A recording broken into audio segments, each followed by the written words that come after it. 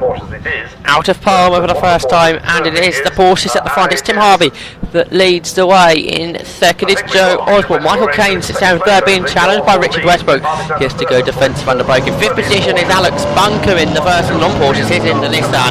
Right behind him is Benji Hevington in the fifth of the Porsches, running there in the sixth row. The cars head through Hamilton. GT4 cars battling it out.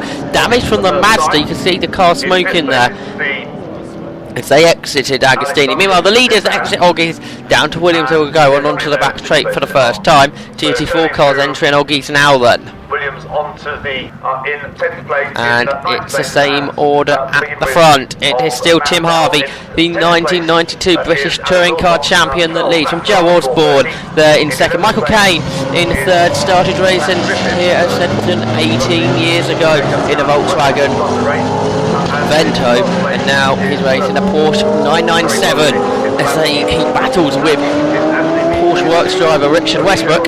Johnny Adam there in the Aston with damage. He's struggling well down the pack behind Anthony Reid in the Chevron.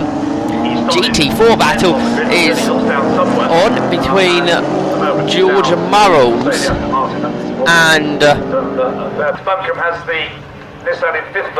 Warren Hughes. Standing in for Nick Tandy in the number 10. Leaders down to Agostini's again. Michael Caine sees Richard Westbrook come up on the inside of him into Agostini. He can't do it. Yes, he can. He pulls back alongside.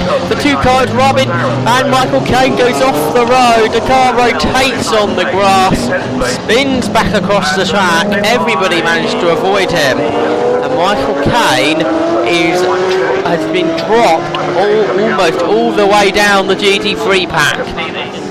After battling up there in the top four positions, Richard Westbrook went for a gap and didn't leave Michael Caine any room, it seemed. Meanwhile, in GT4, George Morrell's done a great job shaking off Warren Hughes, who runs there in second, and a good job once again from Alex Osborne, who runs in third. The MX-5 is still smoking. Let's take a look what happened then.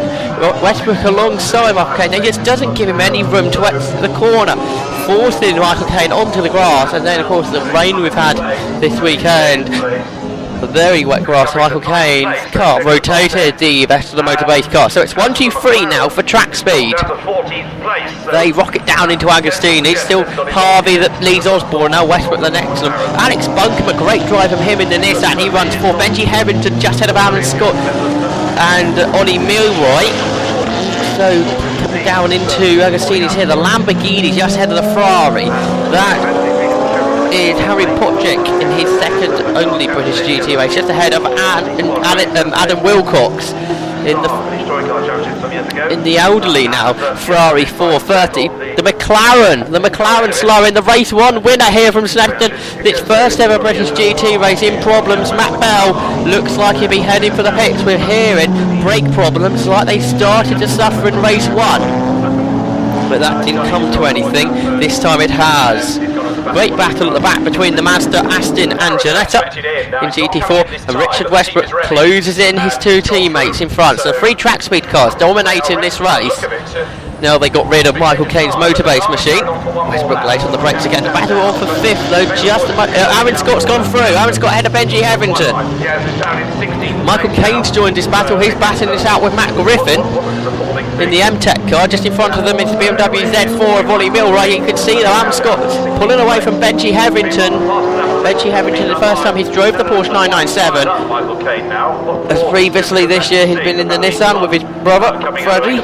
But changing to the motor-based car, and the GT4 really charging now. Leader George Miles still closing in. Matt Bell's McLaren that's still limping around. Surely that's going to be heading for the pits. Warren Hughes dropping away and being closed in now by Alex Osborne, the ex-Brit car racer in the Ginetta G50 racer with James May. In the battle for 4th position, just being led by the Mazda MX-5 in these early stages, being drove by Owen Mildenhall. We'll hand over to Mark Ticehurst later in the race, just ahead of the Aston Afilkin Ginetta of Dominic Evans. Joe Osborne still trying to work out a way past Tim Harvey, but now Richard Westbrook's there. He's got to be careful. In 4th is Aaron Scott, Pulling away ever some more for Benji Hetherington. Ollie Milroy right there, and so is Matt Griffin. We've lost Michael Caine again. Reports of Michael Caine having another spin. Not going well. Anthony Reid though going well in the Chevron. And as well, the Nissan, that's another car we've lost out of position. Alex Bunkum having a drive-through penalty. So he's dropped back. Fifth place is Ben Hetherington, sixth is... Someone who hasn't dropped back are the three track speed Porsches still fighting now. Richard Westbrook, though, perhaps falling off the back of Joe Osborne, who does seem to be the motivator, but Richard Westbrook's always so late on the brake for Agostini hairpin. He can close back in on his two teammates, and the three of them head through Hamilton for another time. Well, we haven't got a real measure of it because it's battle between Hetherington and Milroy continuing for 180 now, 5th position. Harry Potchik in the Lambo now runs in 8th, trying to close in those 3 cars in front of him. Anthony Reid running 9th in the Chevron, he's just ahead of Adam Wilcox. Then Alex Bunkum in the Nissan, in 12th is Piers Johnson. Michael Caine runs in 13th, just ahead of Jake Rattenbury in the Ginetta G55. Then a good job in the first of the GTC car, the Challenge G5, the Challenge for Ferrari 458 of Ryan Hooker. George Murrells, meanwhile, pulls further and further away in GT4. Warren Hughes has dropped behind Alex Osborne now and been closed in by Owen Mildenhall in the AX5. And as they go... Richard Westbrook on the challenge of Joe Osborne, who's fallen slightly back from Tim Harvey this time. Here comes Westbrook, he's on the inside, he's as far alongside as he was to Michael Caine, but he doesn't push out his teammate, so he stays behind, looks to have a little look into Hamilton. Nothing come off there though, and Hetherington still running what's soon going to be a 4-car scrap for 5th, because Harry Potchik in the Lamborghini running there in 8th. Yellow flags fly at Hamilton out of our view. Hopefully we'll catch that soon. Alex Bunkum getting close to Anthony Reid, and Michael Caine now challenging Adam Wilcox. He looks on the inside, but then he'll see the yellows, and we're going to hopefully see what the yellows are for. In the barriers, it's Richard Westbrook out of 3rd. All the front runners falling away, and a lot of smoke and steam coming off that Porsche. The cars are either expired or hit those barriers very heavily. So 2 track speed cars at the front now, and only 2 Porsches. We had 4 there earlier. It's still Harvey ahead of Mitchell. Aaron Scott now is in 3rd and flying. I think he's catching those 2 Porsches. Then Benji Hetherington now leads the scrap for 4th to Ollie Milroy, Matt Griffin, and then Harry Potchik. In 8th position is Anthony Reid, but being closed in all the time by Alex Bunkum in the Nissan. Into the top 10. This is a great run from the Corvette of Piers Johnson. Where Michael might end up, at the moment he's in 11th place. 12th is number 12, so 11th is number in the British Snetterton somewhere. And indeed, Aaron Scott bringing the gap down to the 2 track speed Porsches. Confirmation on the screen, what would at one point nearly 7 seconds Aaron Scott was back. It's coming down to just over 5, and Hetherington holding them off. Milroy still behind, Ollie Milroy in his first weekend of British GT. Matt Griffin and then Harry Potchik, another person in his first weekend of British GT in that Lamborghini, sharing with Marco Attard. And Anthony Reid coming further and further under pressure from Alex Bunkum, one of his best drivers in British GT. Shame about the drive-through penalty. Lapri soon to be done. Phil Keane just up the road for the 2 track speed Porsches. Both lights ablaze now. Harvey still ahead of Osborne though as they turn into Agostini, and Aaron Scott in probably one of his best drives of his career, trying to go after the top 2. Here comes the battle for 4th then. Matt Griffin's got himself ahead of Ollie Milroy, and now he attacks Benji Hetherington into Agostini. He can't do it. Goes in a bit deep, allowing Ollie Milroy to have a run back at him. Can't do anything. The 4 of them turn into Hamilton now, with perhaps a bigger gap now for Benji Hetherington. Anthony Reid still holding off Alex Bunkum, and Michael Caine now going after them. He's now just ahead of the Corvette. 5th is still Matt Griffin, who's finding... The 2nd place in GT4 scrap is the next cars to be lapped for the 2 leaders. They can't do anything as of yet. Not quite onto the back of those two G50s. Aaron Scott, we close them in two. Fourth place battle then out of Palmer, and here comes Matt Griffin. He's on the charge. Ollie Milroy there ready to pounce as well as they all head into Agostini as one. Harry Potrick though looks on the inside of Ollie Milroy. In the end, nobody changes position, so the four of them charge out of Agostini's down towards Hamilton. Meanwhile behind, Alex Buncombe dives to the inside of Anthony Reid and goes ahead of the chevron. Michael Caine is there as well, so the three of them head into Hamilton together.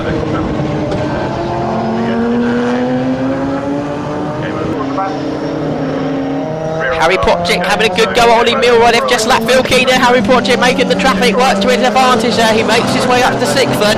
He finally found a way past the BMW.